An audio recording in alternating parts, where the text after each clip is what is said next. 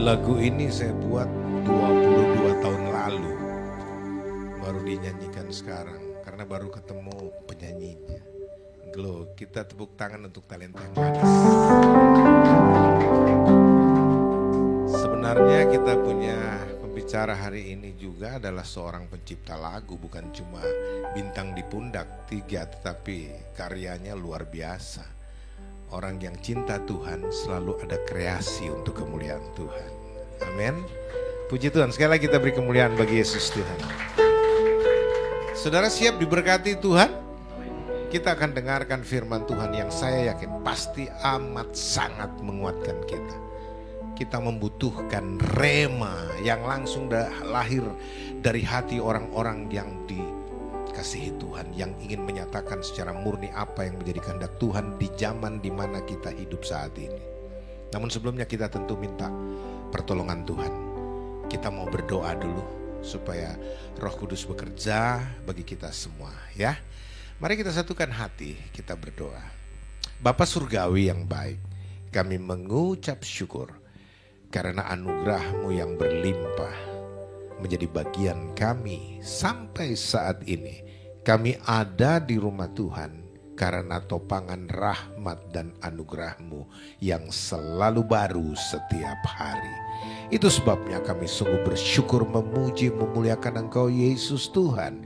Karena segala kebaikan dan kasih setia-Mu terus saja berlaku hari lepas hari, sekarang dan sampai selamanya, tak akan pernah berhenti, terutama bagi anak-anak yang Kau kasihi. Kami senang bersukacita karena ada di rumah Tuhan. Kami boleh bersama-sama saudara bersaudari di dalam Tuhan untuk memuji-muji, memuliakan Engkau lewat kidung-kidung pujian, senandung pengagungan. Karena hanya Engkau yang layak dipuji, layak disembah ya Yesus Tuhan kami. Dan kami bersyukur hari ini kami mendapat kesempatan untuk ada di hadirat-Mu yang indah. Tuhan, biarlah semua puja-puji, hormat dan kemuliaan yang dipersembahkan bagi-Mu itu boleh memperkenankan hati-Mu ya Bapa. Dan saat ini tiba saatnya kami akan mendengarkan suara-Mu lagi lewat pemberitaan firman yang akan disampaikan oleh hamba-Mu yang kekasih, yang telah Kau hadirkan di tempat ini, Bapak Komjen Dharma Pongrekun, yang sungguh mengasihi Engkau, sungguh mencintai Engkau dalam pekerjaan tugasnya. Hanya nama-Mu yang dia tinggikan, dia muliakan. Itu sebabnya pakailah hamba-Mu ini Tuhan, dengan pengurapan yang ada dalam dirinya Tuhan, supaya sungguh-sungguh apa saja yang menjadi isi hati Tuhan disampaikan. Biar semuanya boleh terbuka, apa-apa saja yang Kau mau supaya kami lakukan, bahkan kami hidupi di new era saat ini, saat-saat yang sangat dekat di mana Kau akan segera kembali lagi untuk mengangkat orang-orang kudus-Mu. Ya Tuhan, sebelum kami mendengarkan firman-Mu, bukalah terlebih dahulu pikiran setiap kami, agar dengan pikiran yang terbuka kami dapat mengerti firman-Mu, kitab suci-Mu, tatkala itu disampaikan sebentar oleh hamba-Mu. Terangi juga mata hati setiap kami, agar dengan mata hati yang terang kami dapat mengerti, memahami dengan baik dan benar akan indahnya kekristenan yang Kau anugerahkan bagi kami. Lalu kawal kami dengan roh hikmat dan wahyu-Mu, supaya kami dapat bertumbuh dewasa di dalam pengenalan akan Tuhan, supaya kami mengenal Yesus satu-satunya Tuhan yang benar. Dan berikanlah segala hikmat dan pengetahuan yang benar kepada kami, agar kami dapat mengetahui kehendak-Mu dengan sempurna. Karena tanpa karunia-karunia itu kami pasti akan tersesat. Tapi kami percaya Engkau ada di tengah-tengah kami, Roh-Mu ada di dalam kami, sehingga kami pasti akan menerima penggembalaan yang benar, penggembalaan dengan pengetahuan dan pengertian akan kebenaran firman-Mu, sehingga ketika kami menerima kebenaran-Mu itu, kebenaran itu yang memerdekakan kami.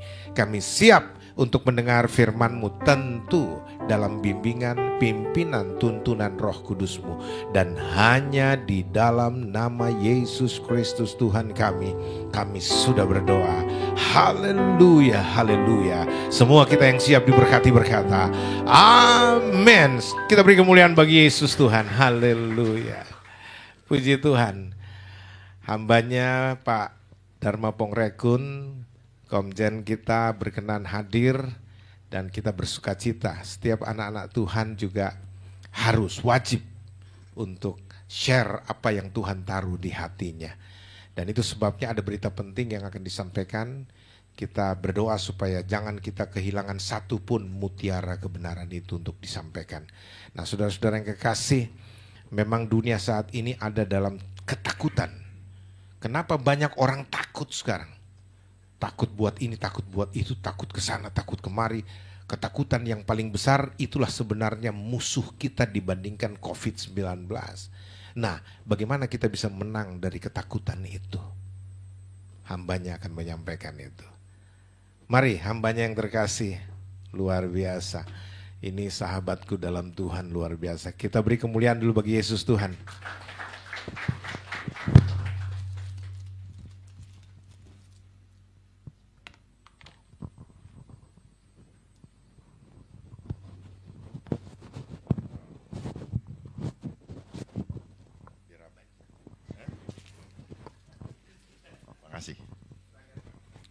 Shalom, saudara-saudara sekalian, Bapak Ibu sekalian, dan para pemirsa dimanapun berada. Karena saya diberitahu oleh hambanya bahwa ini live. Saya berharap kesempatan saya pertama kali ini untuk menyampaikan secara live bisa disiapkan hati dan pikiran, dan tolong kalau ada yang punya catatan, tolong dicatat. Kalau ada yang mau foto, silakan foto pakai handphone masing-masing, karena apa yang saya sampaikan kemungkinan ini jarang dipahami oleh banyak orang.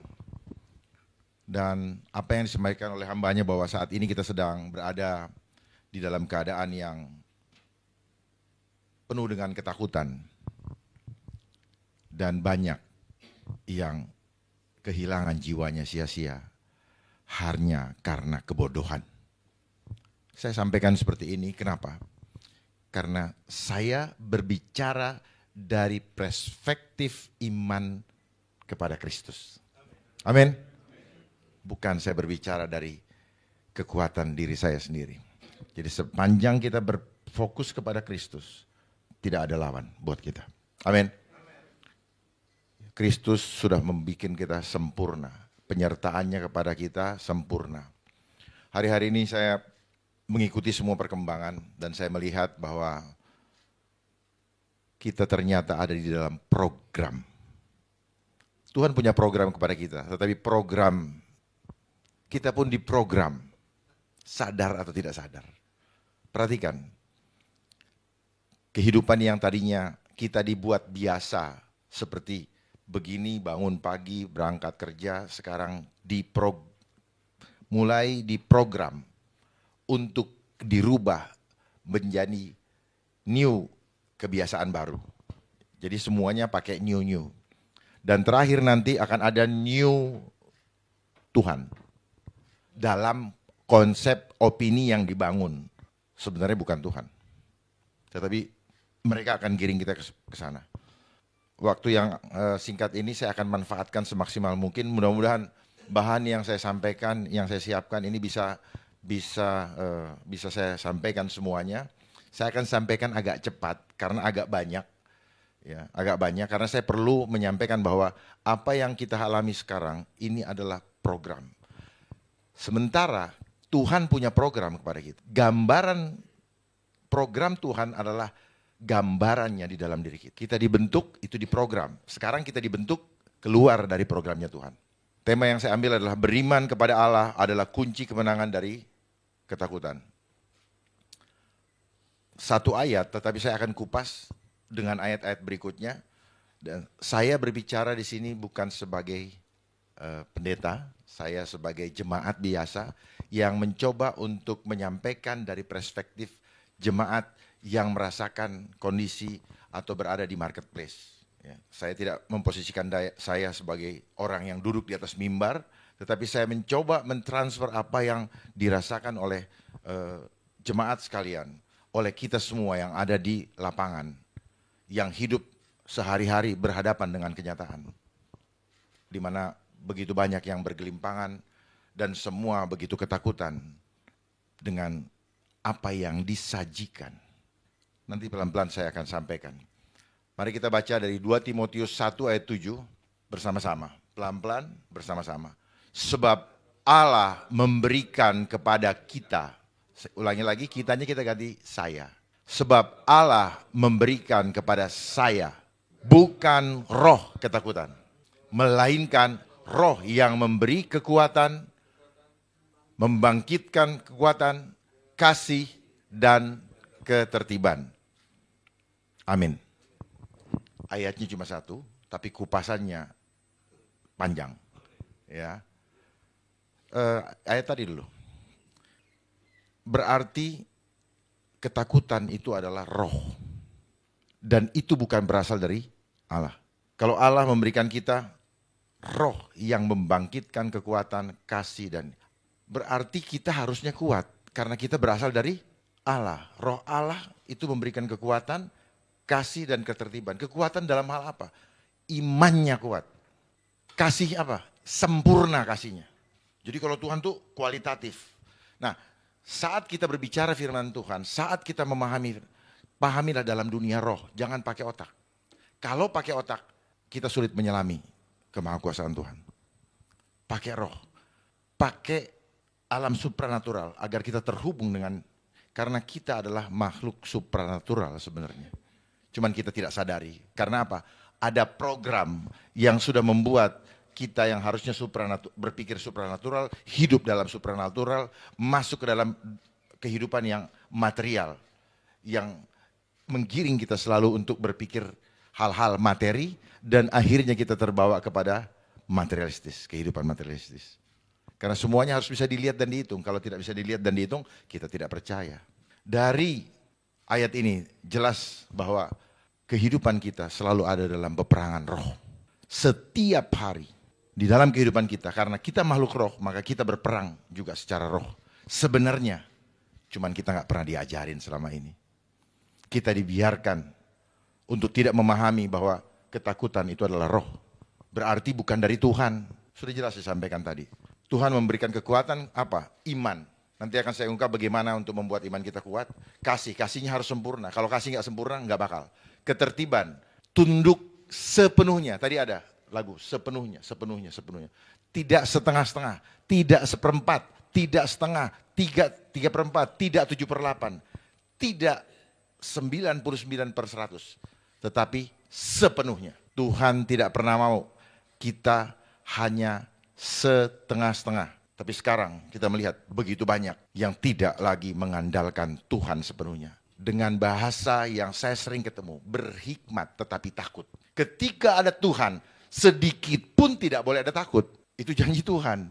Tetapi kalau kita ada takut, segera percaya penuh.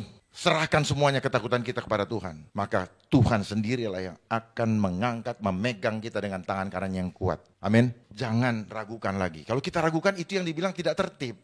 Tidak sepenuhnya. Ya. Berikut. Apa bukti Allah tidak memberikan roh ketakutan?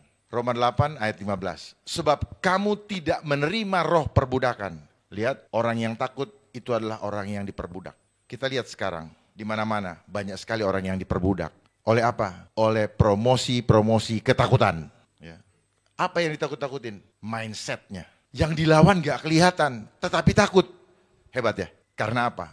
Begitu hebat dan masifnya promosi, propaganda yang menakut-nakuti. Kenapa? Karena gak ngerti ilmunya. Karena gak ngerti apa sih udang di balik batunya. Coba mengerti. Tidak sedikit pun anak Tuhan akan ketakutan. Anak Tuhan akan menunjukkan bahwa dia adalah saksi Kristus. Begitu dong. Kalau saksi Kristus itu nggak ada ketakutan. Karena Tuhan tidak mau ketika ditanya, kamu pengikutku nggak?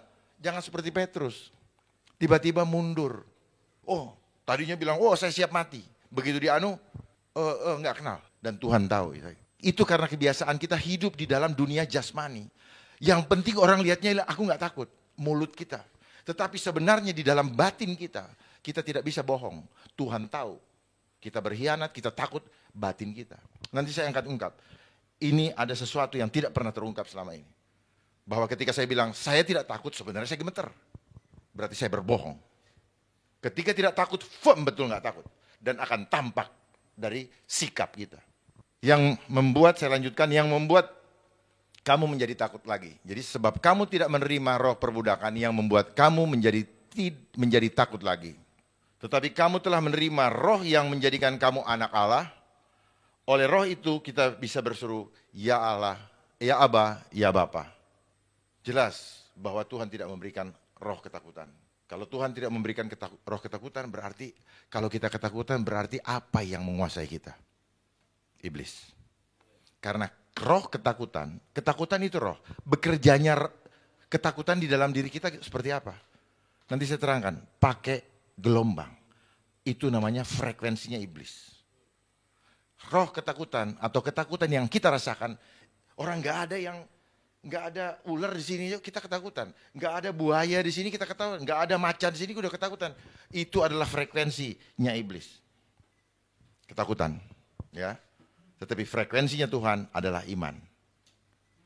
Jadi kalau orang yang takut pasti tidak beriman. Kalau orang yang takut pasti kasihnya tidak sempurna.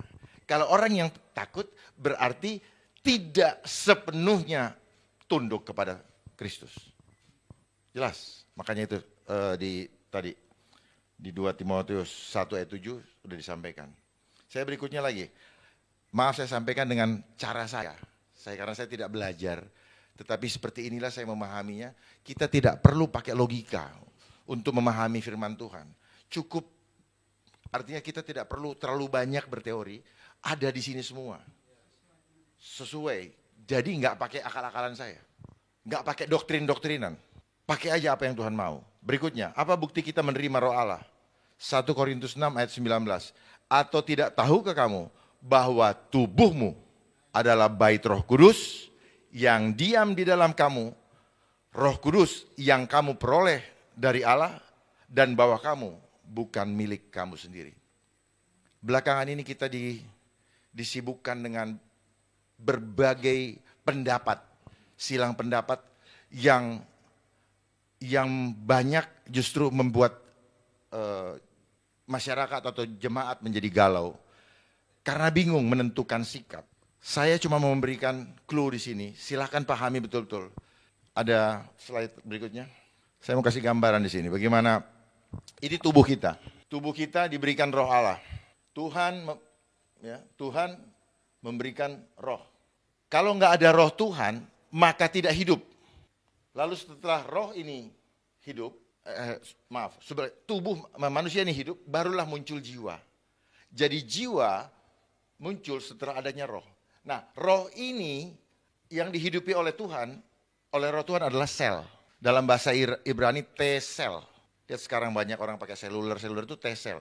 Itu roh dalam bahasa Ibrani. Artinya apa? Gambar, citra, dan imajinasi. Jadi Tuhan menciptakan kita serupa dengan gambarnya, itu di sel kita. Nah ini yang diganggu. Makanya peperangan kita dengan peperangan hidup kita adanya di jiwa. Kalau tubuh itu hanya refleksi daripada apa yang ada di jiwa kita. Jadi kalau tubuh kita bukan milik kita lagi, maka setiap kita akan memperlakukan tubuh kita. Kita harus minta izin sama yang punya. Amin. Amin enggak? Jadi tidak ada yang berhak kepada tubuh kita. Siapapun juga kecuali Tuhan. Amin. Jangan pernah kita berpikir untuk mengintervensi kedaulatan Tuhan di dalam kehidupan kita. Siapapun orangnya. Siapapun. Jangan pernah kita mengintervensi. Apalagi karena kita takut mati atau ditakut-takutin mati. Lalu mencoba mencari cara lain untuk mengintervensi, mendelay kuasa Tuhan di dalam hidup kita. Tuhan marah. Ya, ini yang saya bilang tadi, tidak tertib. Kalau mau tertib sepenuhnya. Jangan separuh-separuh. Jadi jangan pernah mengintervensi kedaulatan Tuhan di dalam hidup kita. Ini saya gambarkan, saya tidak ngarang-ngarang. Tetapi ini yang saya pahami. Nah, sekarang yang dihancurkan selama ini adalah ini, pikiran dan perasaan kita. Nanti saya akan gambarkan. Gambar saya berikutnya. Apa bukti Allah memberikan roh yang membangkitkan kekuatan, kasih dan ketertiban? 1 Yohanes 4 ayat 18, di dalam kasih tidak ada ketakutan. Jelas ya? Kalau kita ketakutan berarti nggak ada kasih. Kasih ini siapa? Nggak ada Kristus di dalam diri kita. Tapi saya lihat banyak yang ketakutan. Wajahnya pada wajah ketakutan. Mana senyumnya? Senyum dong. Karena profil ketidaktakutan itu dimulai dengan senyum dan tatapan mata yang tajam. Kalau seperti itu takut ya. Kenapa? Permainannya di sini. Kasih yang sempurna melenyapkan ketakutan, sebab ketakutan mengandung hukuman dan barang siapa takut. Ingat ya, ketakutan ada hukumannya loh. Barang siapa takut, ia tidak sempurna dalam kasih. Mau bilang apa lagi?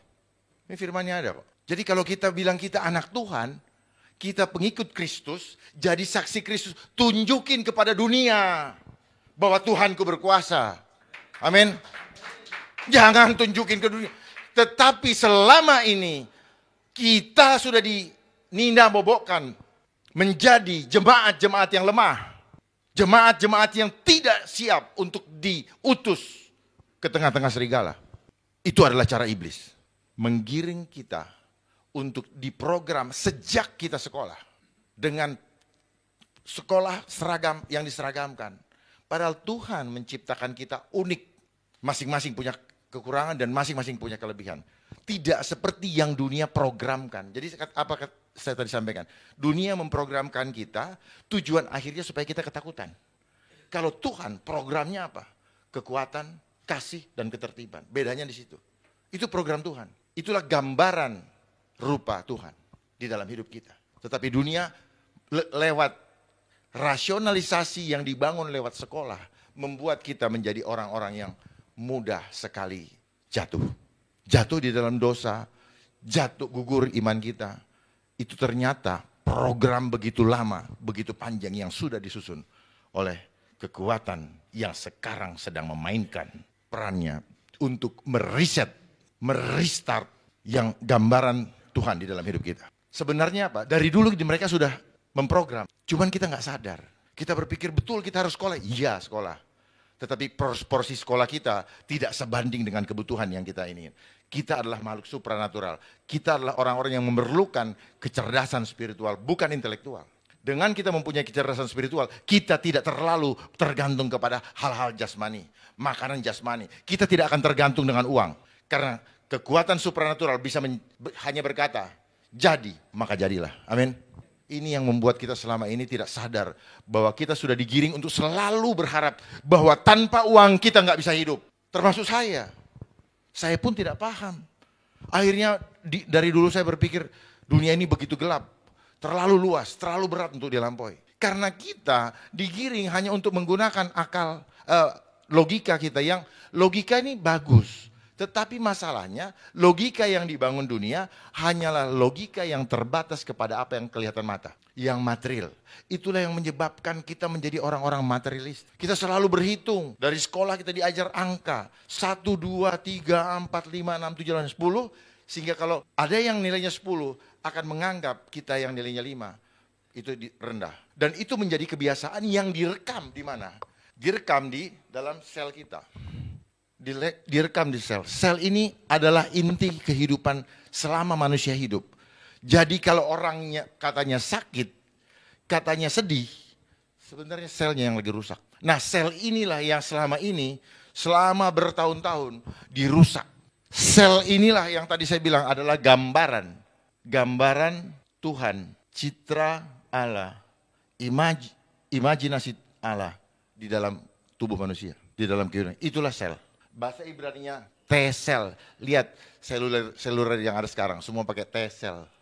Kenapa? Dialah yang sekarang sedang ngerjain kita semua.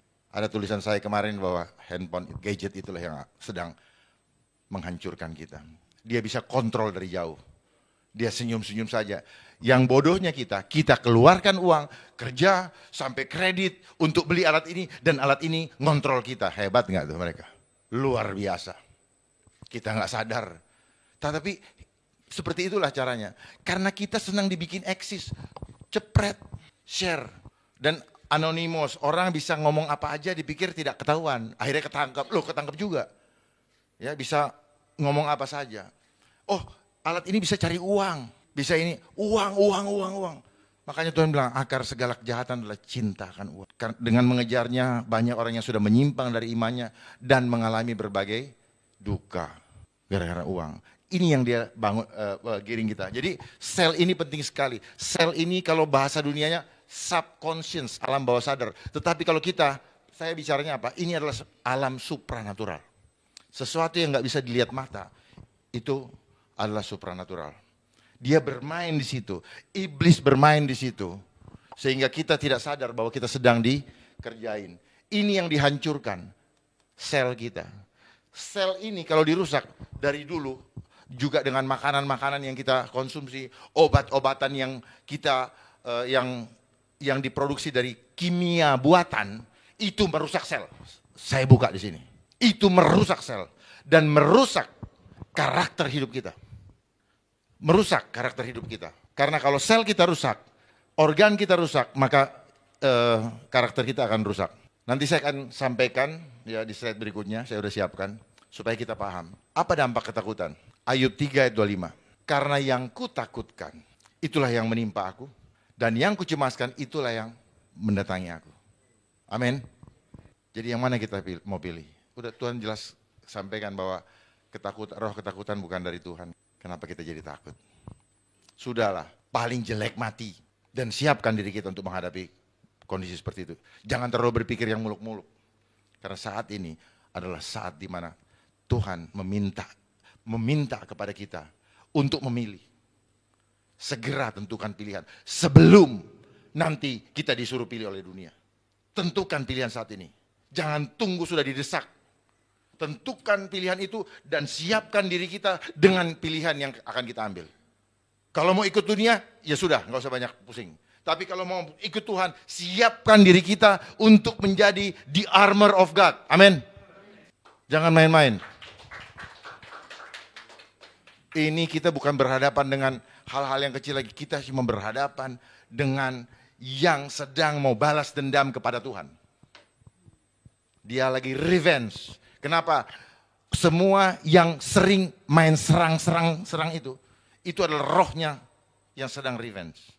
Yang sedang mau balas dendam kepada Tuhan. Kenapa? Karena dia mau mempermalukan Tuhan.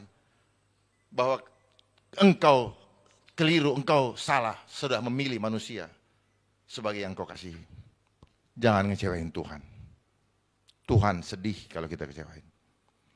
Bersama Tuhan kita akan kuat. Jangan coba sedikit pun tadi, jangan kecewakan Tuhan. Dia lagi revenge ini. Dia mau nyatakan kepada Tuhan, kau salah, sudah memilih manusia. Lalu kitanya ikut-ikutan, benar-benar kita kecewain Tuhan. Aduh, saya nggak tahu itu angka 144 itu yang ada di Alkitab, apa betul itu. Jangan-jangan betul cuma sedikit. Jangan-jangan, karena memang nggak gampang. Terlalu gampang kita dihancurkan. Karena kita diprogram dari kecil, kita diprogram. Orang tua kita yang mendidik kita juga diprogram dari kecil. Sehingga kita ngikutin sekolah, kita pikir benar. Betul memang saya juga melewati itu semua. Tetapi setelah saya lewatin, ternyata ini hanya membuat saya menjadi orang sombong, saya tidak berdaya, saya menjadi orang ketakutan ketika menghadapi hal-hal yang supranatural. Tetapi kita merasa hebat dengan gelar-gelar yang diberikan oleh sistem yang ada. Padahal sekolah ini apa? Sekolah sistemnya mereka. Coba perhatikan, kenapa sekolah dasar 6 tahun? Kenapa sekolah lanjutan juga 6 tahun? Dan ada yang kuliah juga selalu harus 6 tahun. Kenapa harus angka 6? Apakah ini kebetulan? Saya yakin tidak. Kita diprogram untuk seturut dengan apa yang diinginkan oleh si ular tua. Saat ini banyak orang yang susah menerima kebenaran. Kenapa? Karena ada kekuatan yang sedang bermain di atas. Yang tidak bisa dilihat oleh kita-kita yang hanya melihat dengan mata jasmani. Ala ular besar yang sedang mau mengendalikan dunia ini. Dia berusaha untuk membuat kita sungguh-sungguh ketakutan. Jadi kalau kita ikutin, kita masuk di dalam frekuensinya dia. Bagaimana cara dia merusak frekuensi Tuhan, terus bisa dia intervensi? Saya kasih tahu. Cara dia merusak seperti ini. Jadi ini frekuensi dari Tuhan di sel kita. Cara dia merusaknya apa? Dia rusak lagi selnya. Jadi sel ini penerima, dia juga receiver. Dia receiver, dia transmitter. Dia bisa ini kan. Nah, ketika dia menerima dari Tuhan. Jadi kalau kita doa, kalau kita mau terima berkat dari Tuhan, Tuhan tuh nggak pernah bilang, saya kasih berkat. Ternyata tiap hari dikasih berkat sama Tuhan. Tiap hari, nggak pernah, nggak berhenti. Terus sampai kita masih hidup. Karena kita ini adalah wujud daripada karya kemuliaan Tuhan. Tuhan ingin kita berkarya, menunjukkan kemuliaan Tuhan di dalam dunia ini. Makanya dikasih kelengkapan sama Tuhan. Kitanya yang tidak manfaatkan itu karena kita nggak ngerti. Receiver ini ibarat kalau ada handphone, kalau ada power bank, ini power bank, ada kabelnya, handphone kita. Nah, tempat masuknya apa namanya? Ya, konektor itu, penerimanya itulah sel. Nah, kalau ini rusak, gimana mau nerima kekuatan dari Tuhan? Gak bisa. Karena ilmu elektronik ini, itu belajar dari sel tubuh manusia. Berinteraksi dengan alam sel orang lain, alam semesta dan dengan Tuhan. Selalu berinteraksinya secara ini, secara apa namanya? Secara frekuensi. Jadi kita kan tidak ada kabel yang menghidupi kita sehingga kita tetap bisa berjalan. Tetapi ada frekuensi. Itu yang membuat saya hidup. Nah, frekuensi ini, roh itu bekerjanya secara frekuensi. Jadi apa saja sebenarnya yang di sekitar kita, ini adalah alam roh. Ini. Lihat sekarang di mana-mana. Jadi inilah yang diperebutkan oleh iblis, jiwa kita. Sistem bekerjanya, dan sel ini juga lah yang menyampaikan kepada Tuhan apa saja yang kita kerjakan di dunia ini. Nih, langsung real time. Dia transmit. Makanya sel ini dicontoh oleh telekomunikasi. Nah, bagaimana banyak orang yang ketakutan? Jadi caranya apa? Lewat media-media, ini sengaja membangun opini secara berulang-ulang yang ditangkap oleh tubuh, oleh sinyalnya oleh otak. Seperti begini, kalau misalnya kita menyukai sesuatu, dari mata turun ke hati. Apa yang turun? Gak ada yang turun secara fisik kan. Tetapi ada gelombang, ada roh. Nah, roh itu tadi, gelombang tadi diterima oleh sel di dalam tubuh kita, lalu diolah oleh sel. Kemudian disajikan dalam bentuk pikiran, perasaan, dan kehendak. Balik lagi ke slide yang tadi. Pikiran, perasaan, dan kehendak. Jadi terbentuknya ini. Setelah jadi pikiran, jadi diolah oleh sel, baru sel itu menyajikan pikiran, pikirannya, gini. Jadi begitu. Jadi apa yang ditampakkan ke kita terus itu sebenarnya apa?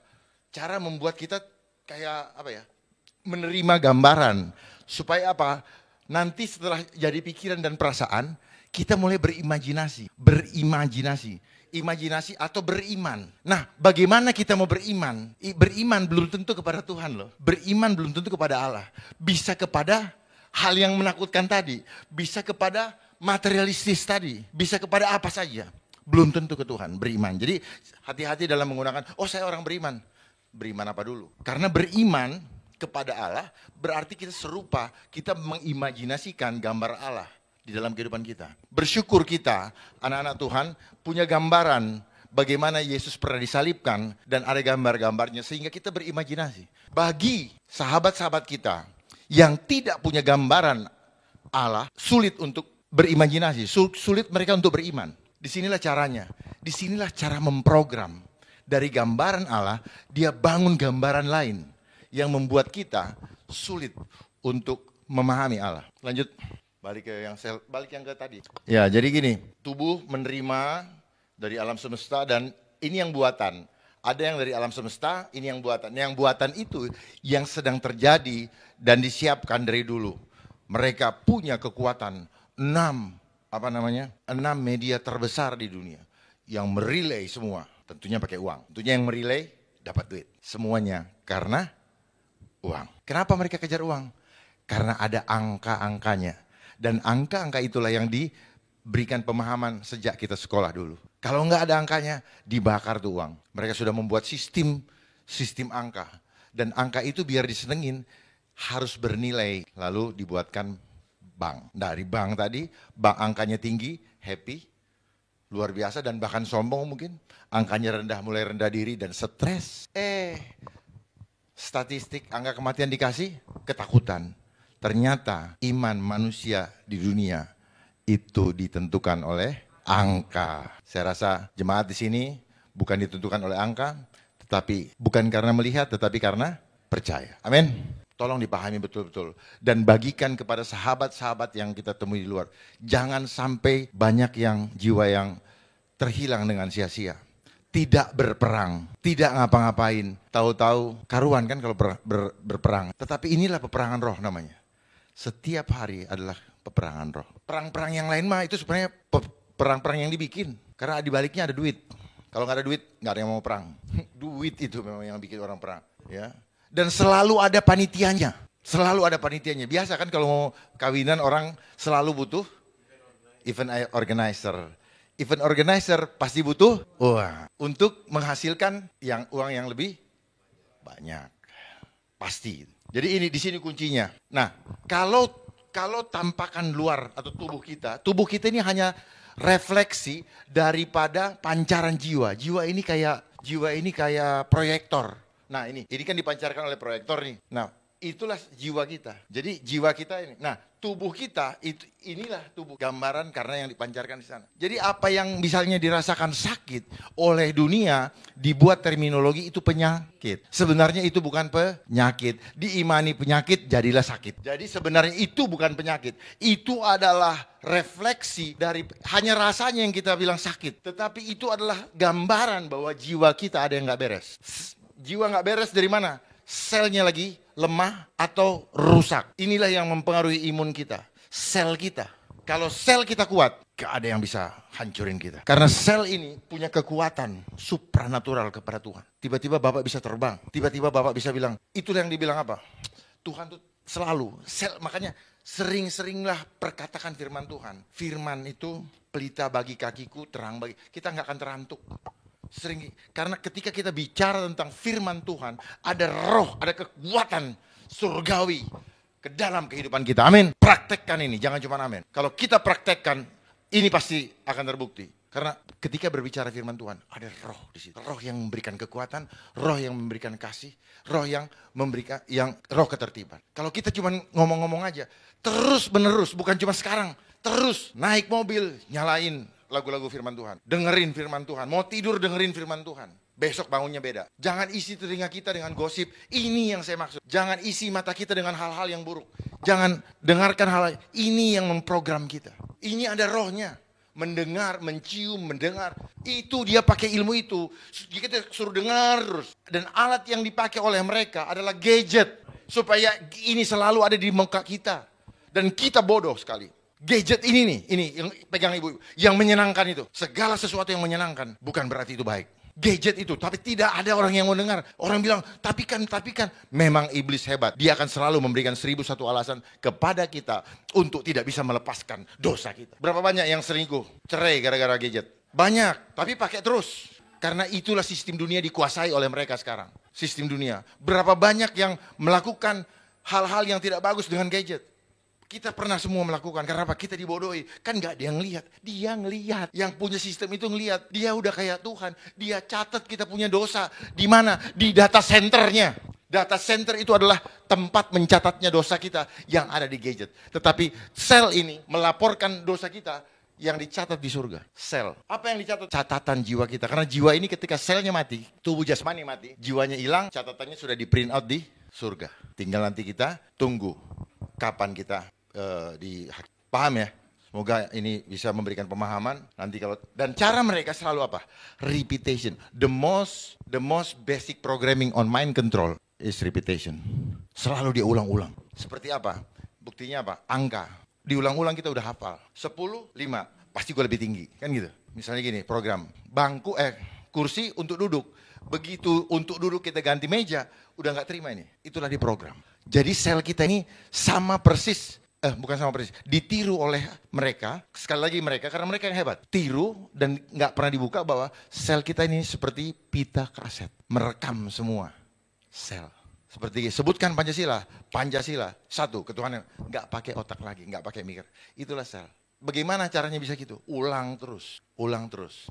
Seorang anak kecil 1-7 tahun, dia masa hipnosis. 7 tahun ke atas, itu dia repetition, pengulangan dari apa yang hipnosis yang udah dia lewat. Itu fase daripada pembentukan jiwa manusia. Pahami ini, kalau nggak paham. Nah, sel manusia terdiri dari 50 triliun sel.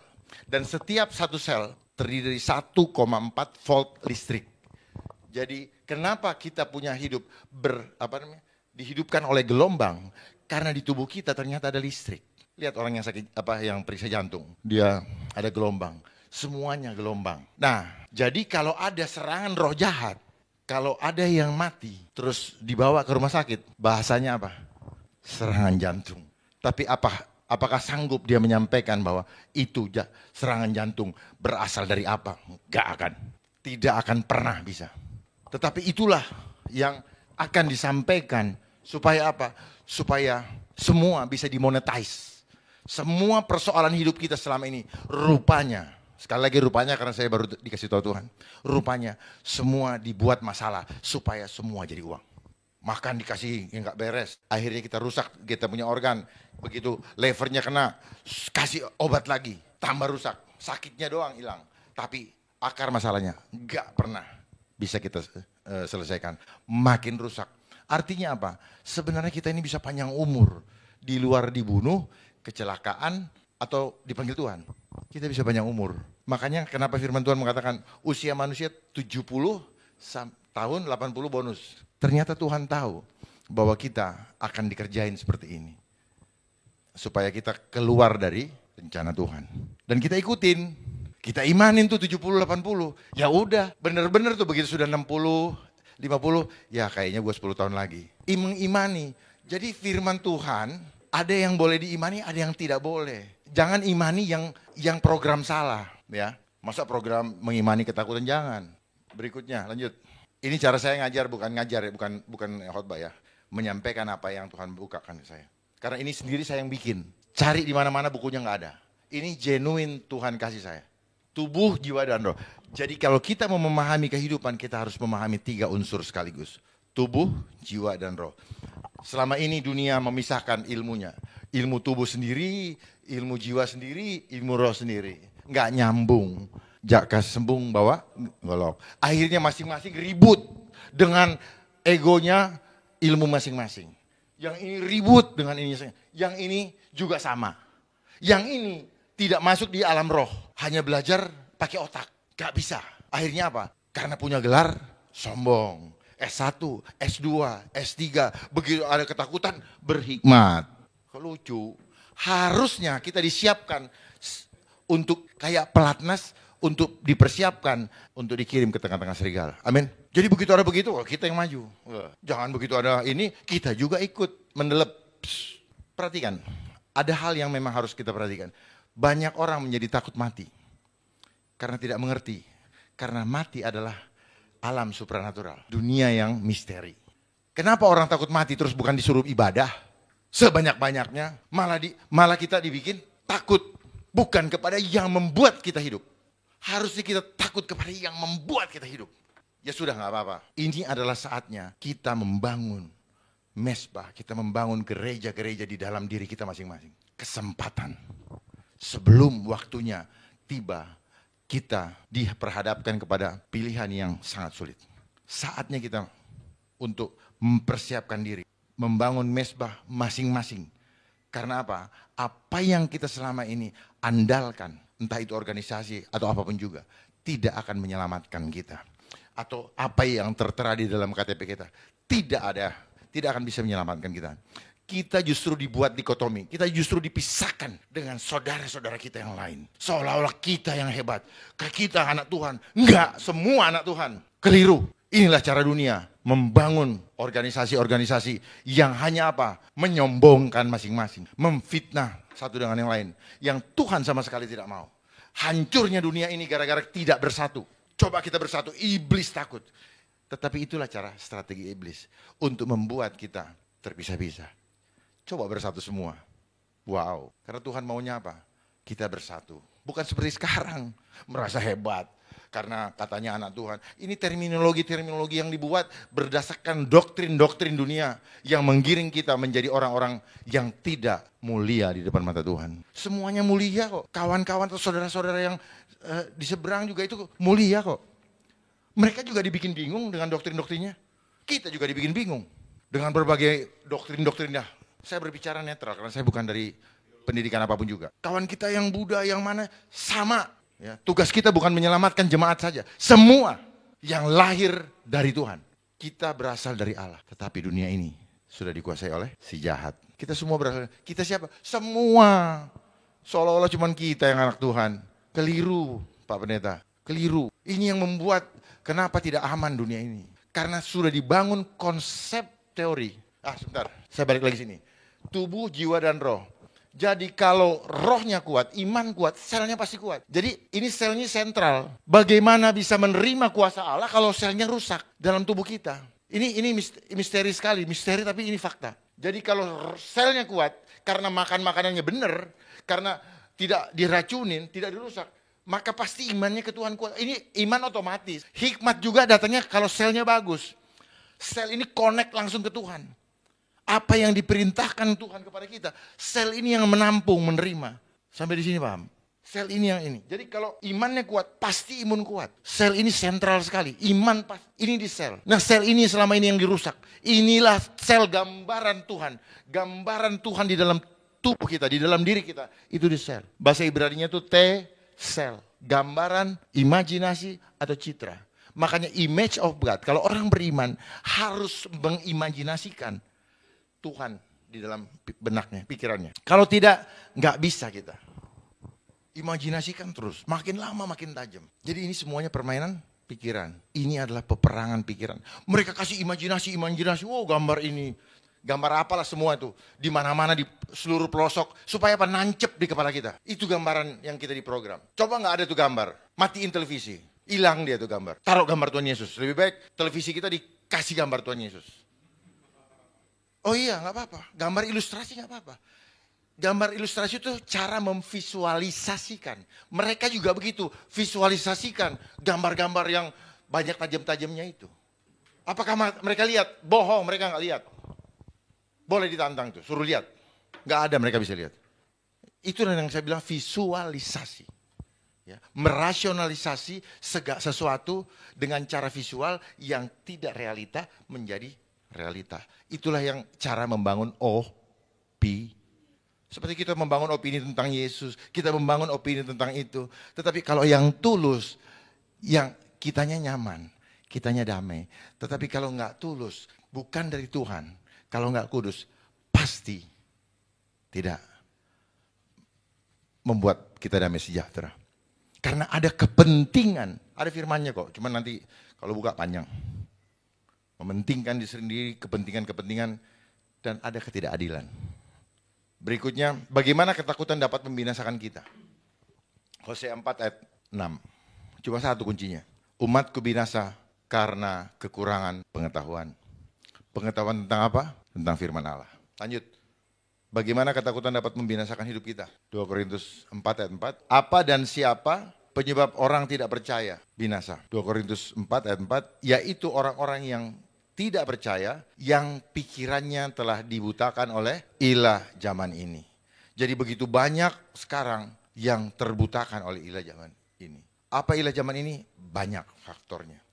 Ada mamon, ada juga karena cari muka, ketakutan dengan kekuatan sistem, akhirnya pada tertutup dan mencari kenyamanan dunia, mempertahankan sesuatu yang sementara, ujung-ujungnya mati juga, bukan mencari kekekalan. Itu yang terjadi. Sehingga mereka tidak melihat cahaya Injil tentang kemuliaan Kristus yang adalah gambaran Allah. Nah, bagaimana cara dunia merubah kita, memprogram kita? Di sini, kita ini homo imago Dei. Terus pecah jadi dua. Homo hominisisius dan homo homini lupus. Seharusnya kita berkembang ke arah homo homini socius. Manusia menjadi teman bagi manusia lainnya. Tetapi dunia memprogram kita menjadi homo homini lupus.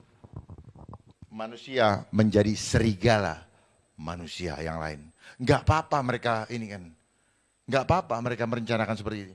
Tetapi kalau mereka merencanakan seperti itu, tetapi kita menyiapkan diri untuk diutus sebagai domba-domba ke tengah serigala, gak ada masalah. Pada saat seperti ini, kita akan sanggup menghadapinya dengan hati yang tidak takut dan gentar. Amin. Tetapi kalau kita tidak siap, gemeter. Orang gemeter nggak punya tenaga. Orang nggak punya tenaga pasti gubrak, pasti KO. Udah pasti. Lihat kehidupan kita. Kita dipisahkan. Padahal ada moto, bersatu kita teguh, bercerai kita runtuh. Sekarang dicerai-beraikan berarti kita siap-siap runtuh. Nah, kalau bersama-sama kita bergandengan tangan, maka kita akan kuat. Tetapi sekarang banyak fenomena di mana kita mulai diprogram tanpa sadar. Ya, bersalam-salaman saja sudah tidak mau. Ya, saya harus buka di sini. Kekuatan di sini. Ini ada kekuatan luar biasa yang pernah dicontohkan oleh Tuhan Yesus ketika dia baru keluar dari air dibaptis oleh Yohanes Pembaptis, diangkat seperti ini. Kalau kita bisa merasakan tangan kita, ini ada kekuatan seperti ketarik. Ini bisa berjam-jam tanpa capek. Karena saya tidak pakai kekuatan. Ada kekuatan Tuhan yang memegang. Dan saya merasakan itu. Jangan main-main dengan tangan ini. Karena tangan ini adalah untuk menerima dan memberi. Kenapa bukan kaki? Tangan ini. Dan tangan yang sama menerima kekuatan dari surga. Kenapa tenaga? Tidak ada juga di Alkitab suruh lipat tangan. Yang ada sebenarnya angkat tangan. Terima ini. Terus terima dari kekuatan dari surga. Dan tumpang tangan. Bagikan, impartasikan. Itu yang Tuhan mau. Jangan begini. Akhirnya kita tidak punya kekuatan. Akhirnya kita selalu mengandalkan, Pak Pendeta tolong doakan. Padahal kalau kita ini sendiri ada kekuatan yang kita terima. Imani itu. Imani dan hidupi di dalam keseharian kita. Jangan kita cuma mengandalkan pendeta. Jangan. Karena saat ini kita sudah sulit ketemu dengan pendeta. Sudah sulit. Ya. Jadi jangan begini. Bagaimana kita bisa menolong ketika tangan kita begini? Ya. Masa saya mau memberikan sesuatu kepada sahabat saya, ini ambil. Nggak bisa. Apalagi begini. Sopannya di mana? Tetapi itulah program yang sedang dibangun kepada kita. Supaya kita apa? Kekuatan kita menjadi hilang. Seperti apa? Simpson digunting rambutnya. Dan banyak hal. Jangan keluar dari gambaran Tuhan. Kenapa Tuhan itu kalau mau menyembuhkan, dia usap, dia sentuh, dia pegang pundaknya. Kenapa kita justru keluar dari gambaran Tuhan? Kenapa kita jadi bodoh? Dan kita gampang binasa karena kita bodoh, kita membiarkan kebodohan itu. Jangan biarkan kebodohan itu. Jangan bilang amin kalau masih saya lihat banyak yang bodoh. Percuma, Bu. Ini yang saya bilang, kita hidup dalam jasmania. Yang harus berbicara ke Tuhan bukan mulut. Nih, sel kita nih, sel. Yang tadi saya selnya bicara ke Tuhan. Mulutnya bilang ini tapi ininya apa iya enggak? Itu enggak bisa bohong. Sel kita ini jujur. Saya bisa buktikan bahwa sel kita ini jujur. Kalau kita takut, sel kita itu badan kita akan lemah. Tetapi dunia ini menggiring kita supaya kita menjadi orang-orang munafik dan kita menjadi orang-orang pembohong.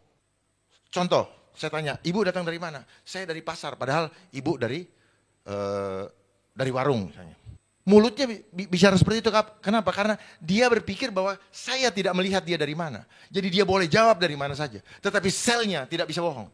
Dan itu yang tercatat di surga. Inilah cara dunia membuat kita tidak paham. Sehingga kita, kalau orang tidak lihat, ya udah kita bisa berbuat apa saja. Kita tidak sadar bahwa sel kita laporan terus setiap detik kepada Tuhan. Itu yang dunia tidak ketahui dan tidak pernah dibuka. Saya buka di sini. Kenapa? Ini saat-saat yang krusial sekali yang harus kita sampaikan. Jangan main-main. Saya juga sendiri belum tentu selamat. Tetapi saya dikasih tahu begini, saya harus sampaikan. Yang Tuhan inginkan sampai enggak kita ke garis finish. Bukan kita yang mengawalinya dengan gegap gempita, tetapi kita enggak sampai ke garis finish. Contoh seperti ketika seorang yang ada di sebelahnya Tuhan Yesus ketika disalib. Di saat-saat terakhir dia katanya penjahat. Tetapi dia cuma bilang, ketika engkau berada di surga, ingatlah aku. Selesai. Saat ini juga kau berada di sana. Mendingan yang seperti itu. Daripada yang hidup gegap gempita dengan segala macam banyaknya Jangan bermain dengan jumlah. Saya melihat banyak sekali yang bermain dengan jumlah. Oh, jumlahnya pengikutnya banyak. Bukan itu yang Tuhan mau. Tuhan mau melihat hatimu. Bukan rupa, bukan jumlah. Karena jumlah selalu berhubungan dengan yang tadi saya sebutkan, angka-angka tadi. Tuhan mau melihat kualitas, bukan jumlah. Jumlah ini adalah ada nilai magis, ada kekuatan magicnya, ada roh di situ di angka-angka ini. Karena angka ini sejarahnya adalah ketika manusia kehilangan kemuliaan Tuhan, dia ingin membangun kemuliaan manusia dengan membuat simbol-simbol angka supaya kelihatan derajatnya siapa yang lebih tinggi, siapa yang rendah. Di situ rahasianya. Makanya tujuan dari segala sesuatu yang tujuannya tidak bagus, itu akan menghancurkan kita. Termasuk handphone ini. Pembuatnya kita nggak sadar bahwa dia punya maksud jelek, jahat kepada kita. Tapi dia akan promosikan hal-hal yang bermanfaat, yang kita rasakan manfaat. Padahal apa? Itu hanya cara untuk merayu kita. Supaya kita terjerat. Kalau sudah masuk ke comfort zone, menjadi kebutuhan, karena sudah terbiasa, kita sulit keluar. Kita terjerat. Terjerat. Banyak orang membiarkan dirinya tetap berada di keadaan tidak enak. Karena dia sudah tidak punya jalan keluar. Karena dia tidak berani mengambil langkah. Dia tetap membiarkan dirinya situ. Kalau saat ini Bapak Ibu Saudara sekalian merasa tidak nyaman di jalan yang sekarang ada, kembali cari jalan yang nyaman. Jangan biarkan keadaan yang tidak nyaman terus menghantui kita. Ambil keputusan malam ini. Jangan sia-siakan hidup kita. Saat ini saya dipanggil, saat ini kita tahu kita berada di mana. Ucapkan firman Tuhan. Kita manusia lemah, tetapi ketika kita ucapkan, kekuatan datang.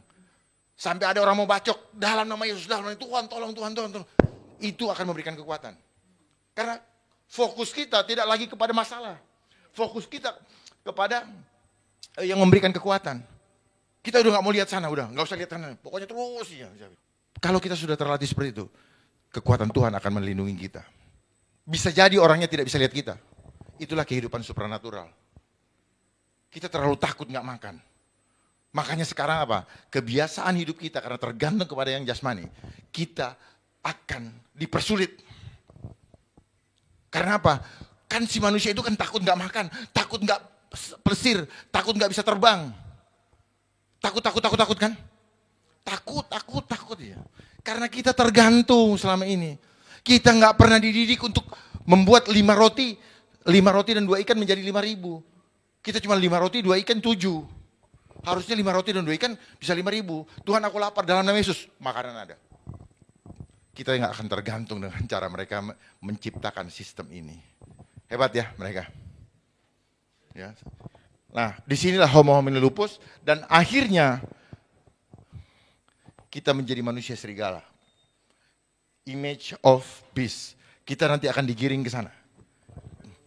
Dan buktinya sekarang, di dalam kehidupan kita banyak kelakuan kita sudah seperti binatang. Memperkosa, membunuh, terus garang. Itu adalah secara berproses kelakuan kita, karakter kita sudah dirubah jadi kayak binatang. Kita nggak sadar, fisik kita masih manusia, dalam kita udah rusak. Dan banyak nanti akan kita lihat, secara fisik masih tubuh jasmani ini. Tetapi dalamnya rohnya sudah berubah. Berubahnya di mana? Di sel. Banyak kita lihat sekarang yang nanti akan berubah selnya. Hubungan dengan Tuhan berubah. Secara fisik masih mukanya. Contoh Yudas. Kurang apa Yudas setiap hari bersama Yesus? Di akhir-akhirnya wajahnya dan tubuhnya masih Yudas bukan? Tapi isinya berubah. Dan itu bisa diukur oleh sel.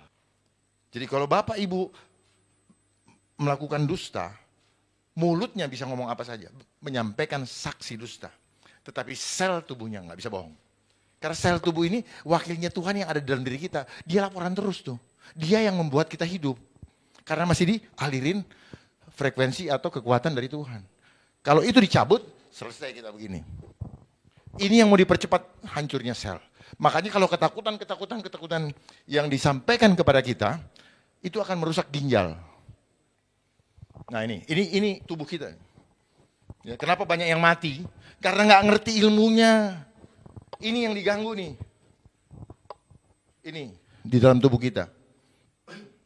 Saya bacakan, tubuh manusia terdiri dari berbagai jaringan. Nih, jaringan itu adalah hubungan sel.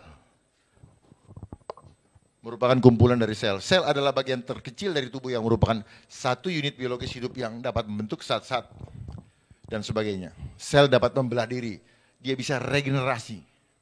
Yang sama sifatnya disebut mitosis dan seterusnya. Nanti di bagian yang lain lah saya ini biar nggak terlalu lama. Jadi sel adalah kekuatan inti kehidupan dari setiap makhluk hidup ketika dia masih hidup. Kalau dia sudah mati, berarti dia punya power udah dicabut Tuhan. Lanjut. Nah ini yang bikin rusak tubuh kita, yang merusak citra Tuhan di dalam diri kita. Selnya diserang, kita nggak sadar. Ini yang membuat kita susah beriman, susah, frekuensinya dirusak. Karena sel inilah yang membuat kayak radio gitu loh. Kalau kita mau menerima siaran atau gelombang dari Tuhan, suara Tuhan, itu harus bersih, dia punya frekuensi. Titiknya harus pas, misalnya FM sekian, harus pas. Kalau kurang sedikit, lebih sedikit. Nah, ini yang dirusak sel di dalam tubuh kita untuk dirubah, diintervensi gelombangnya, frekuensinya oleh iblis di sel. Kalau ini sudah rusak gara-gara makanan, ini sayur ya, kita pikir sayur bagus, ternyata pakai pestisida, ternyata hidroponik, buah-buahan anorganik, pupuk anorganik, bungkus plastik, ini semua merusak badan kita. Makanan junk food, makanan pengawet, semua ternyata merusak. Tetapi kita dibikin manja, dibikin gampang. Gak usah cari lagi ke... Akhirnya pertanian kita juga hancur. Inilah proses penghancuran semuanya. Obat-obatan, semua kita masukin racun. Ayam potong, dikasih suntik ini. Kita makan, dia membangun opini. Asapnya bagus. Rasanya. Terus yang ini di endorse, bintangnya cantik. Jadi kita belinya apa? Beli opini. Ini sama seperti yang tadi, opini lagi. Lewat apa? Lewat, lihat terus kan.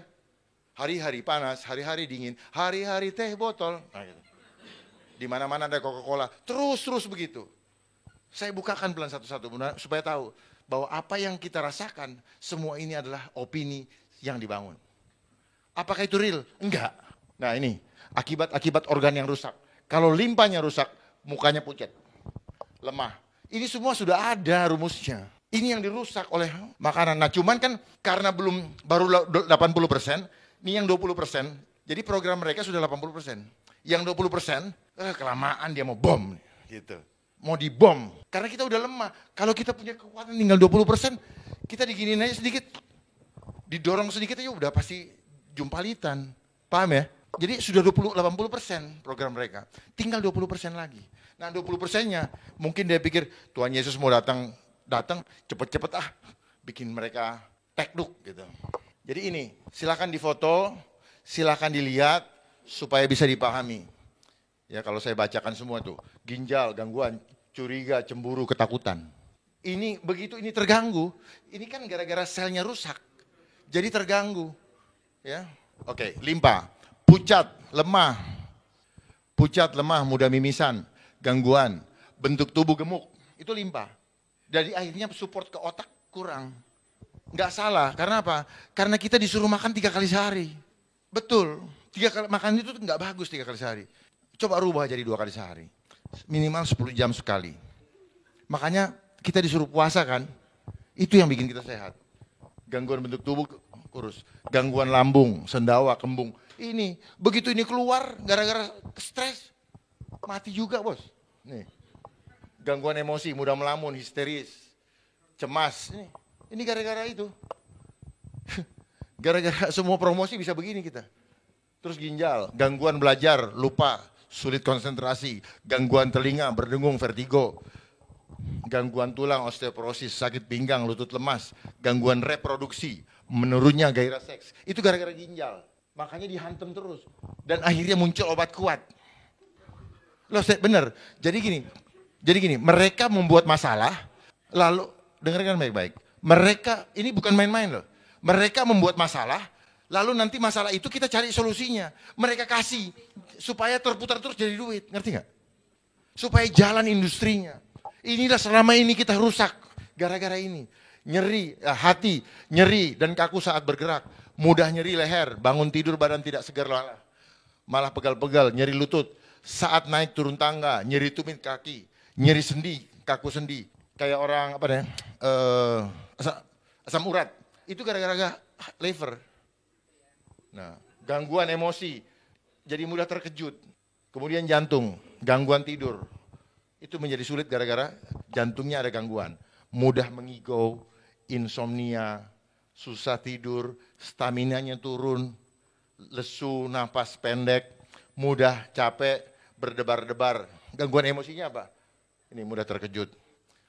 Orang yang jantung juga pendendam.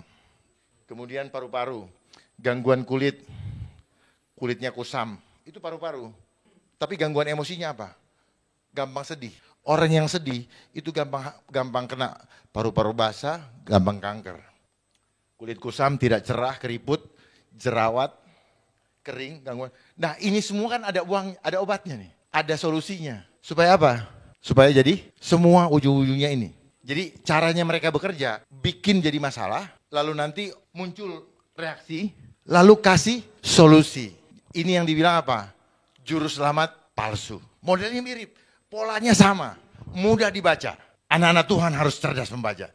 Untuk cerdas, selnya harus bersih. Untuk bersih, perkatakan firman Tuhan setiap hari. Amin. Oke, lanjut. Siapa saja dan apa hukumannya bagi yang ketakutan? Wahyu 21 ayat 8.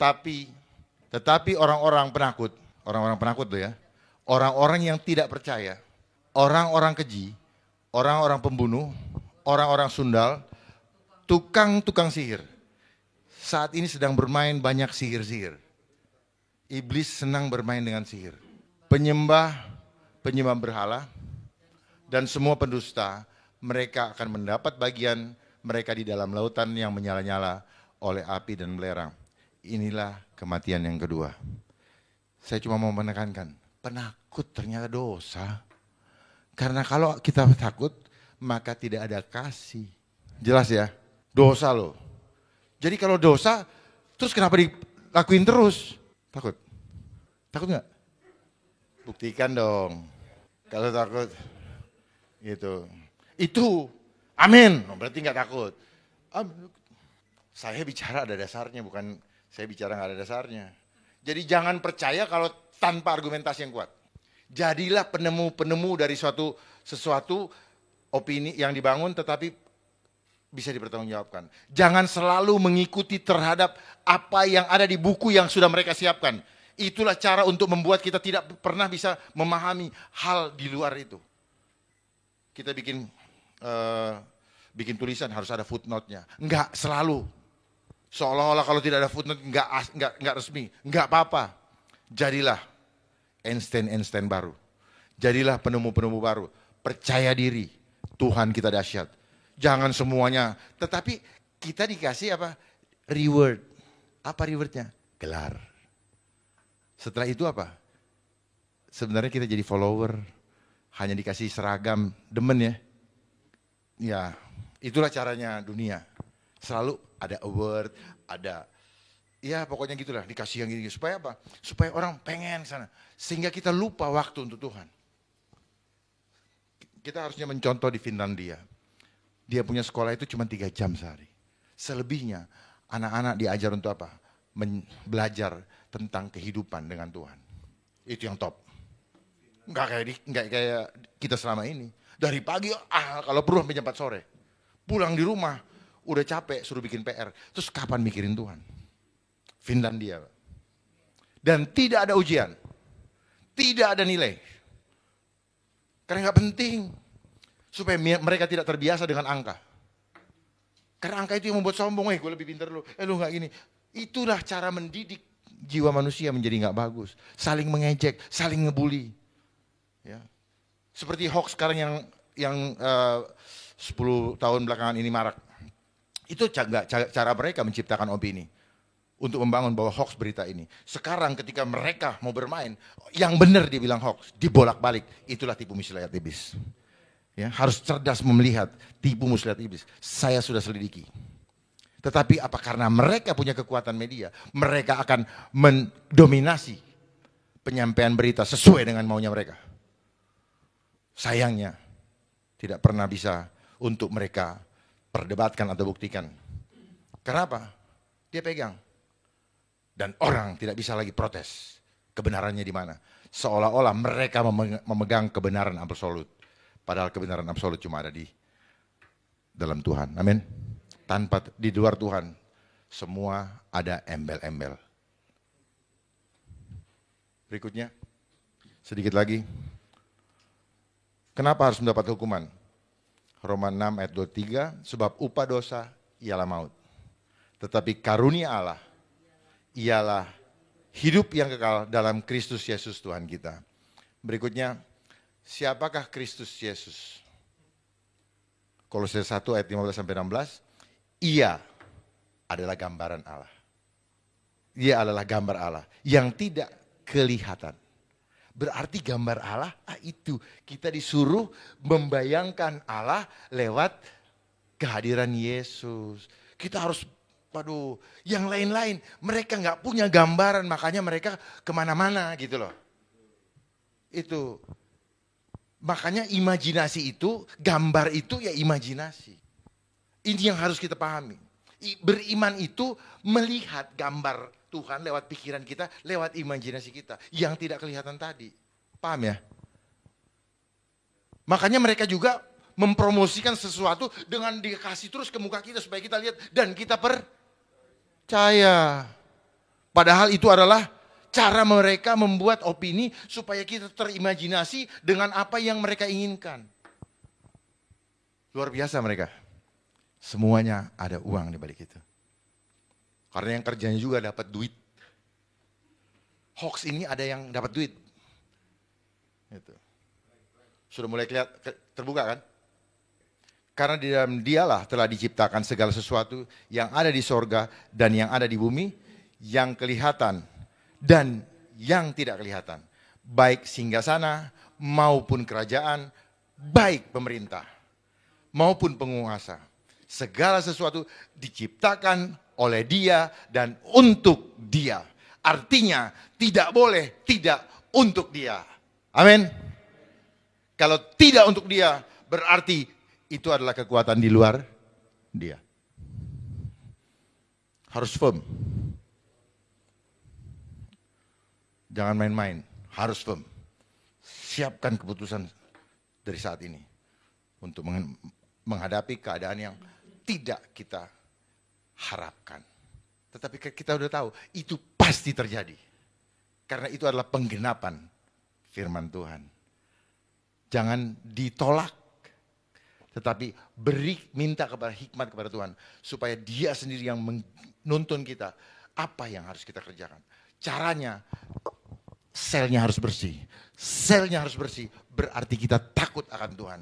Hikmat adalah permulaan takut akan Tuhan. Tidak takut akan Tuhan, gak akan pernah dapat hikmat. Caranya untuk takut akan Tuhan, selnya harus bersih. Kalau selnya gak bersih, kita gak ngerti kita ini takut Tuhan apa enggak. Karena sel itulah yang cerdas. Dia yang ngasih tahu. Jadi banyak orang bilang, oh aku berhikmat. Hikmatnya dunia apa? Hikmat Tuhan. Ini yang orang tidak ngerti. Orang ribut berhikmat. Berhikmat cuma satu. Pilih takut akan Tuhan. Udah itu. Berhikmat itu selalu memilihnya tepat. Tidak pernah terlambat, tidak pernah terlalu cepat. Tidak banyak, tidak sedikit. Tepat, exactly. Itu ini. Nah, yang tepat di dalam kehidupan seperti ini apa? Memilih apa? Tuhan. Gak ada yang lain. Kekuatan, kasih, ketertiban. Tidak setengah-setengah. Tidak seperempat, tiga perempat. Full. Kita harus bayar harga. Pengikut Kristus bayar harga. Pikul salib. Juga bukan cuma slogan, bukan cuma teori. Praktek. Tuhan mau praktek. Tuhan gak butuh teori. Teori udah banyak kata Tuhan. Kamu terlalu banyak berteori. Banyak kali ngomong kau. Yang aku mau kau lakukan sekarang. Jangan kita jadi Petrus. Puji Tuhan, Petrus bertobat. Nemuin Tuhan di Galilea. Tapi Yudas, dia pergi selamanya. Sia-sia dan binasa. Apakah Tuhan tidak bisa menolong? Bisa, tapi banyak di antara kita sudah mendengar kebenaran tetapi tidak bisa menerimanya. Itu nanti yang akan jadi seperti Yudas. Berikutnya, apakah bukti gambaran Allah juga ada dalam diri kita? Ini ayatnya. Gambaran sel itu satu sebenarnya. Ini yang dirusak sama iblis. Sudah sejak lama, karena kalau selnya kuat, kita jadi manusia sakti. Kita bisa terbang, kita bisa berjalan seperti Yesus di air. Seperti tadi saya gambarkan. Bisa jalan di air, karena selnya cerdas. Selnya terhubung dengan sana, itu nggak butuh makanan fisik. Itu yang membuat kita tuh ditakut-takutin, karena apa? Kalau lu nggak ikut begini, lu nggak bisa makan. Kejadian 1 ayat 26, berfirmanlah Allah, baiklah kita menjadikan manusia kita menurut gambar dan rupa kita. Terjemahan yang baru diganti kami. Oke kita, pengertian kita kenapa banyak? Bukan Bapa, Putra dan Roh Kudus. Tetapi Allah Bapa, Bapa Yahweh bersama dewan kerajaan surga, malaikat-malaikatnya. Setiap mengambil keputusan penting, Allah Bapa selalu membicarakannya, merundingkannya dulu. Begitu. Ya. Supaya mereka berkuasa, supaya kita berkuasa. Atas ikan-ikan di laut, dan burung-burung di udara, dan atas ternak, dan atas seluruh bumi, dan atas segala binatang melata yang merayap di bumi. Jadi tujuannya apa? Kita berkuasa. Bukan kita dikuasai. Engkau akan menjadi kepala, bukan ekor. Jadi kepala itu apa? Penguasa dunia. Harusnya. Tetapi karena kita rusak gambaran Allah, kita yang dikuasai. Kenapa kita tidak mampu? Ya karena kita digrogoti.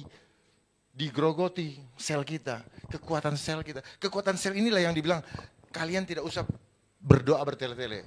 Karena rohmu akan menyampaikan sendiri. Bahasa lidah tuh sebenarnya selnya yang nyampein. Makanya lidahnya pada itu selnya yang ngirim. Berita telegram ke surga. Itu sel. Seperti itulah sel bekerja. Telegraf, telex, print. Semua belajar dari tubuh manusia. Tetapi kenapa tidak diungkap? Supaya jadi duit. Hebat. Kenapa pada pakai kacamata? Rusak matanya. Satu orang bisa beli 20 kacamata. Luar biasa. Termasuk gigi-gigi kita. Bolak-balik, bolak-balik. Termasuk yang saya lihat ini juga. Belanja juga. Coba, saking tidak mengertinya. Saya berharap kalau mendengar sini, tolong dengarkan dan lakukan. Karena firman itu harus dihidupi. Kalau dihidupi dengan cara seperti ini, ya nggak akan keterima. Gitu. Terus sejak kapan berikutnya? Sejak kapan rusaknya gambaran Allah pada manusia?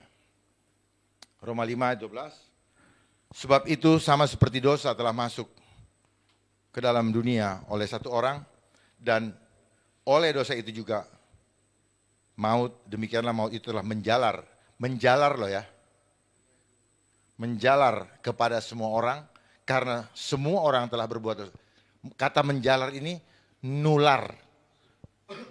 Ketakutan nular. Jadi segala yang sifatnya roh itu bisa ditularkan. Itu yang disebut dengan law of attraction. Dia tarik menarik. Kalau kita lemah, kita akan ketularan. Kalau orang senang, orang yang kuat di sekitar kita, kita akan ketularan kuat. Jadi jangan salah, kita tidak lihat dengan mata apa yang begitu banyak gelombang-gelombang ketakutan sedang dipancarkan kepada kita, dan kita nggak sadar kenapa kita bisa takut. Padahal nggak ada apa-apa, nggak bisa dilihat apa-apa, karena ada kekuatan gelombang tadi. Ini alam supranatural, tidak terlihat oleh mata. Orang pada ketakutan semua, kita juga bingung. Apa yang kamu takutkan? Nggak tahu, katanya begitu. Kita disuruh takut. Ya ampun, saya bilang. Padahal udah sekolah tinggi-tinggi. Jadi buat apa gelar yang kita Gelar itu berarti apa? Hanya iming-iming supaya membuat kita apa? Terlena. Kita nggak tahu bahwa kita itu sebenarnya orang lemah. Kasihan kan orang tua kita mengeluarkan uang, pergi kerja untuk sekolahin kita. Ternyata kita hanya jadi manusia-manusia yang lemah dan mempermalukan Tuhan. Gambaran Tuhan dalam diri kita udah rusak gara-gara mamon yang kita kejar. Karena kalau tidak punya uang, kita tidak bisa makan. Kalau tidak bekerja, kita tidak dapat uang. Kalau tidak sekolah, saya tidak bisa melamar pekerjaan. Dan seterusnya. Inilah cara dunia memprogram kita. Sehingga orang bilang, wah bahwa kita harus mengikuti ini semua. Berikutnya, apa akibat rusaknya gambaran Allah pada manusia? Roma 3 ayat 23. Karena semua orang telah berdosa dan telah kehilangan kemuliaan Allah. Makanya dia bikinlah angka-angka, nilai-nilai kuantitatif supaya dia bisa mempermuliakan. Nggak penting dapat uang dari mana. Mau mencuri, mau hasil korupsi, mau menggelapkan. Kita semua jadi korban pemahaman itu. Yang penting ada angka. Kenapa? Ada sesuatu yang kita ingin dapatkan. Oh, harga diri. Oh, segala macam. Status, penghormatan manusia. Bukan penghormatan Tuhan. Yang kata manusia luar biasa. Di mata Tuhan adalah kebodohan. Sadari itu. Jadi, orang tua pahami. Penting enggak? Yang penting sekarang cari Tuhan. Kita sudah banyak terhabis waktu kita untuk mencari dunia. Lalu kita mau minta masuk surga, omong kosong. Kalau kita tidak sungguh-sungguh menyerahkan sepenuhnya hidup kita di saat-saat terakhir.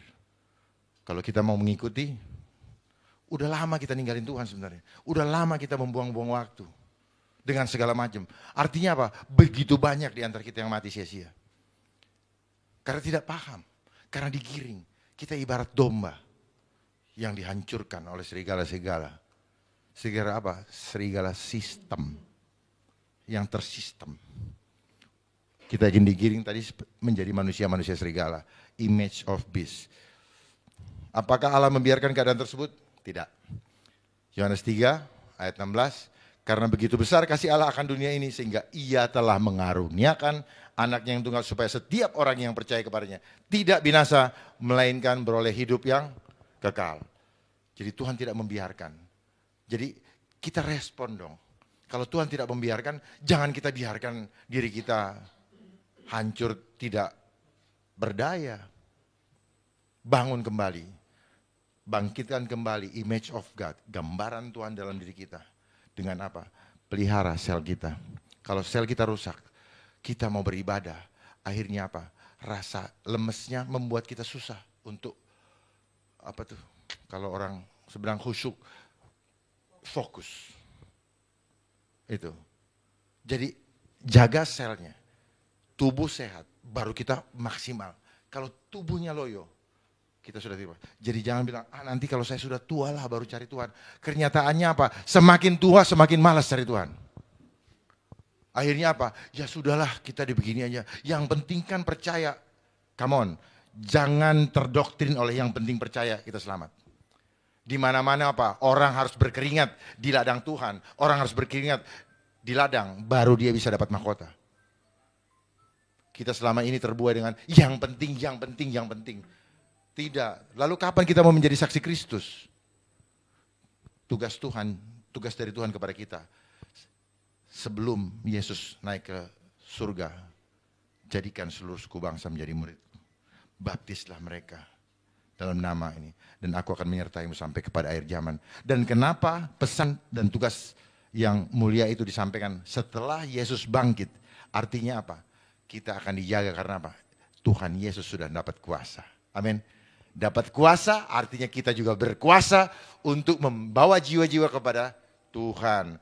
Tetapi yang terjadi saat ini, jiwa-jiwa sedang direbut untuk dibawa, dipersembahkan kepada iblis.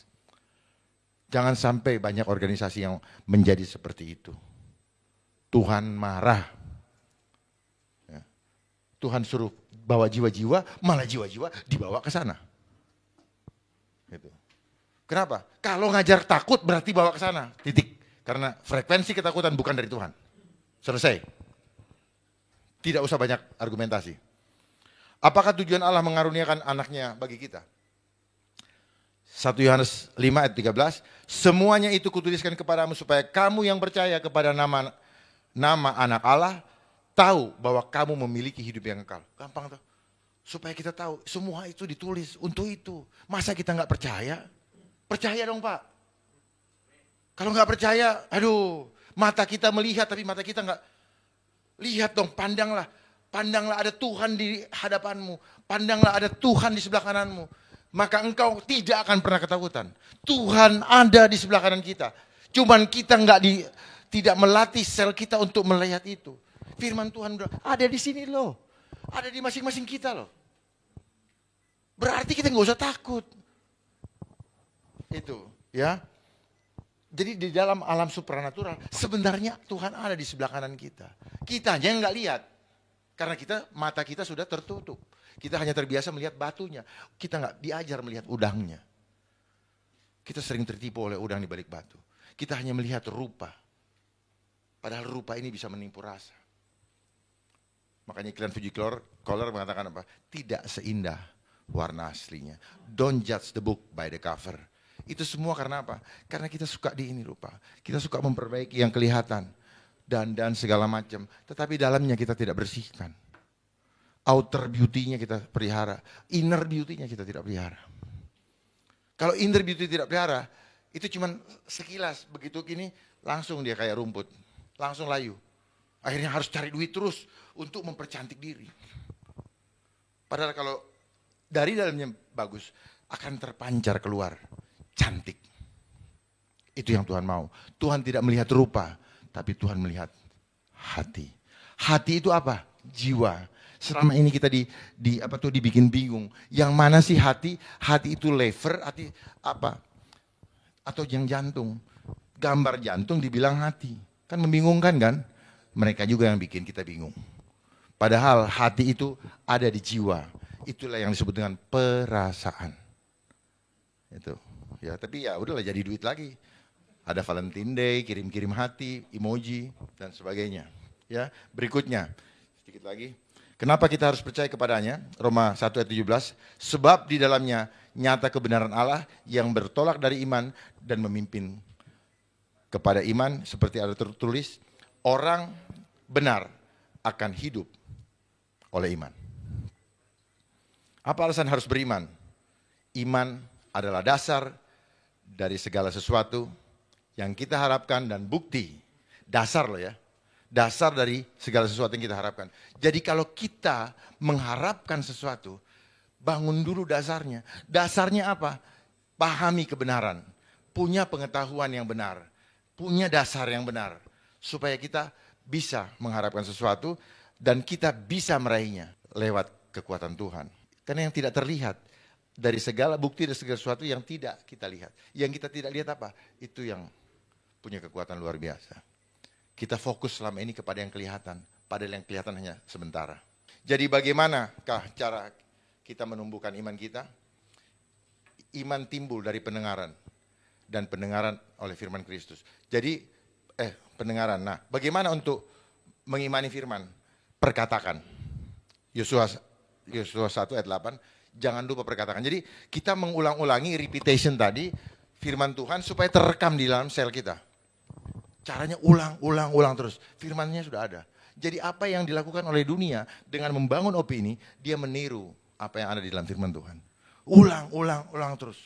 Mau tidur, mau jalan dalam nama Yesus. Ingat Tuhan terus. Jangan ingat duit.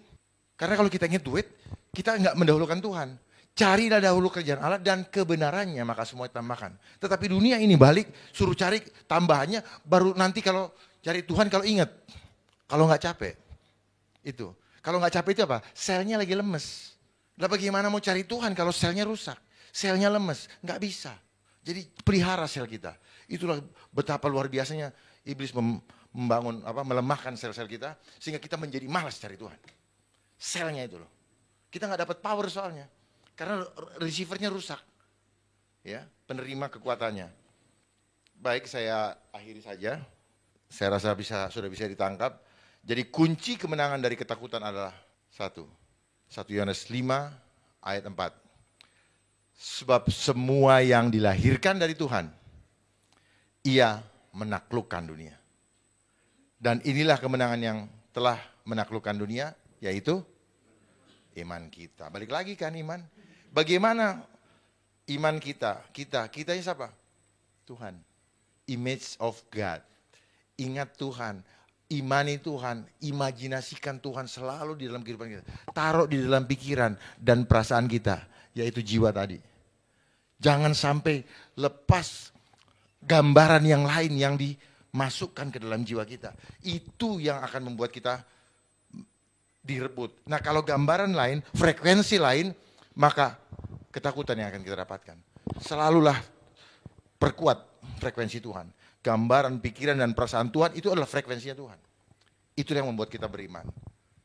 Sampai di sini yang saya sampaikan. Tuhan Yesus memberkati. Sampai ketemu di lain kesempatan dan tetap semangat. Tuhan menyertai kita sampai kepada kesudahannya. Amin.